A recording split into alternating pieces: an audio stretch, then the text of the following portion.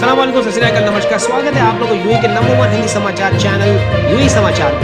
अगर आपने चैनल अभी तक सब्सक्राइब नहीं किया तो प्लीज चैनल सब्सक्राइब करें, घंटी जरूर बजाएं जिससे आप तक पहुंचे आपकी खबरें आपके लिए सबसे तेज सबसे पहले। भारतीय राजदूत श्री पवन कुमार ने सोमवार को कहा है कि यूएई से पहली 2 उड़ानें गुरुवार यानी 7 मई से केरल के लिए प्रस्थान होगी, क्योंकि अभी तक सबसे ज्यादा रजिस्ट्रेशन किए हैं अप्रवासी केरलाइट्स ने। गल्फ न्यूज से बातचीत के दौरान उन्होंने ये जानकारी साझा की। श्री पवन कुमार ने कहा है कि भारतीय दूतावास ने प्राथमिकता के अनुसार एक लिस्ट एयर इंडिया को सौंपी है। यात्रियों को भेजे जाएंगे फ्लाइट के कंफर्मेशन ईमेल्स एवं कॉल्स के जरिए, जिसके बाद यात्री अपना टिकट एयर इंडिया से इशू करवा पाएंगे। अप्रवासी मलयालियों की सबसे ज्यादा संख्या को देखते हुए पहली 2 उड़ानें संचालित की जाएगी केरल के लिए।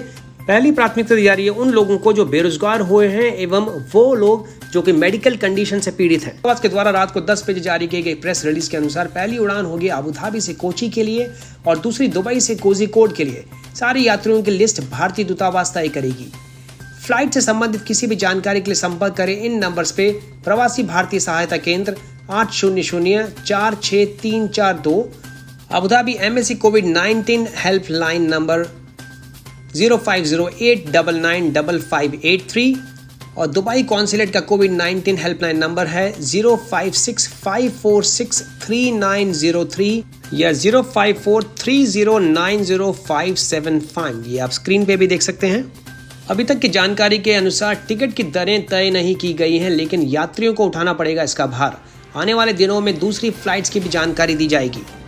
उड़ान भरने से पहले हर यात्री की होगी कोरोना जांच और नेगेटिव रिपोर्ट आने पर ही यात्री भर सकेंगे उड़ान। यात्रा के दौरान हर यात्री को सारे प्रोटोकॉल फॉलो करने होंगे जो भारतीय हेल्थ मिनिस्ट्री एवं मिनिस्ट्री ऑफ सिविल एविएशन तय करेगी। गंतव्य स्थान पर पहुंचने पर हर यात्री को रजिस्टर करना होगा आरोग्य सेतु ऐप पर सर्विलेंस में रहने के लिए। गंतव्य स्थान पर पहुंचने पर एक बार फिर होगी मेडिकल स्क्रीनिंग और क्वारंटाइन में रखा जाएगा 14 दिनों के लिए अस्पताल में या दूसरी फैसिलिटीज में, जिसका भुगतान भी करना होगा यात्रियों को। और फिर 14 दिनों के बाद में यात्रियों का होगा फिर कोविड टेस्ट, उसके बाद में आगे की कार्रवाई तय की जाएगी। केंद्र ने राज्य सरकारों से आग्रह किया है कि वे क्वारंटाइन एवं कोविड टेस्टिंग के माकूल प्रबंध करें यात्रियों के लिए। काफी समाजसेवी संस्थान जो शुरू से गुहार लगा रही थी इन फ्लाइट्स को अरेंज करने के लिए, उन्होंने आग्रह किया है सरकार से हवाई यात्रा के किराए में रियायत देने के लिए, क्योंकि लोग पहले से ही पैसों की किल्लत झेल रहे हैं। भारतीय एडवोकेट श्री इब्राहिम खलील जो कि सेक्रेटरी हैं केरल मुस्लिम कल्चरल सेंटर के, उन्होंने कहा है कि अप्रवासी भारतीय पहले से ही काफी फाइनेंशियल प्रेशर में हैं, बेरोजगारी और सैलरीज न मिलने के कारण। ऐसे में सरकार को उपयोग करना चाहिए इंडियन कम्युनिटी वेलफेयर फंड और ऐसे लोगों को मुहैया करवानी चाहिए फ्री टिकट। ये कहना है श्री ईपी जॉनसन का, जो कि प्रेसिडेंट है इंडियन एसोसिएशन शारजा के।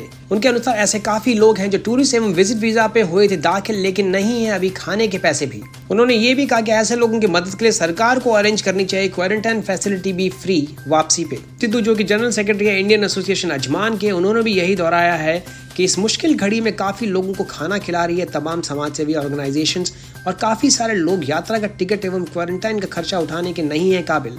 ऐसे लोगों के लिए सरकार को करने चाहिए कुछ स्पेशल अरेंजमेंट्स। श्री अफी अहमद जो कि दुबई में एक ट्रैवल एजेंसी चलाते हैं, उनके अनुसार हवाई यात्रा का भाड़ा हो सकता है तकरीबन 2000 दिरहम तक, सोशल डिस्टेंसिंग की गाइडलाइंस को देखते हुए, क्योंकि कोरोना वायरस की स्थिति में उड़ानें फुल कैपेसिटी में ऑपरेट नहीं होंगी।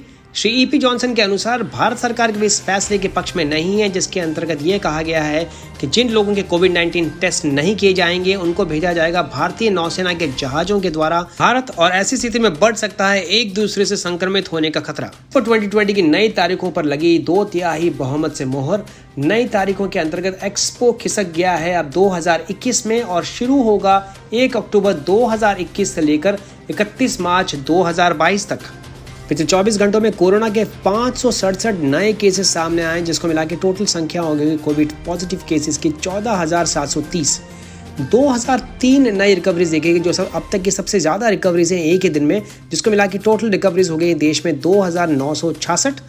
11 नई मृत्यु भी दर्ज की गई पिछले 24 घंटों में, जिसको मिला के टोटल मृतकों की संख्या हो गई है अब तक 137, और कुल 18,698 टेस्ट किए गए, जिसमें से 567 नए केसेस निकल के सामने आए हैं। अबू धाबी ने अनाउंस किया कि वो 3,35,000 मुस्तफा में रहने वाले लोगों की स्क्रीनिंग आने वाले 2 हफ्तों में करेगा। ये सारे टेस्ट नेशनल स्क्रीनिंग प्रोजेक्ट के तहत किए जा रहे हैं। Abu Dhabi health services company SEHA के अनुसार 3500 स्क्वायर मीटर के एरिया में फैला होगा यह नया उच्चतम तकनीक से बनाया गया स्क्रीन सेंटर, जिसमें किसी भी किस्म के कहीं पे भी आपको टच या हाथ लगाने की जरूरत नहीं है पूरे स्क्रीनिंग के दौरान। सेहा के अनुसार ये ऑलरेडी 3 जो टेस्टिंग सेंटर वहां पे मुस्तफ़ा में खोले गए, उसके अलावा है जो कि 7,500 से भी ज़्यादा रेसिडेंट्स को जो है एक साथ कर सकता है एक ही दिन में टेस्ट।